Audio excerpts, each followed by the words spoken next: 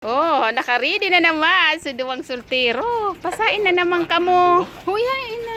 Mabiyahe ka mo? Alas 4 na. Mga anong oras daw kamo kan maabot duman? Oh, alas 4 an ha. Oh, bata garumauran. Mag-ingat sa biyahe, magpangaradji mo na bago magbiyahe ha.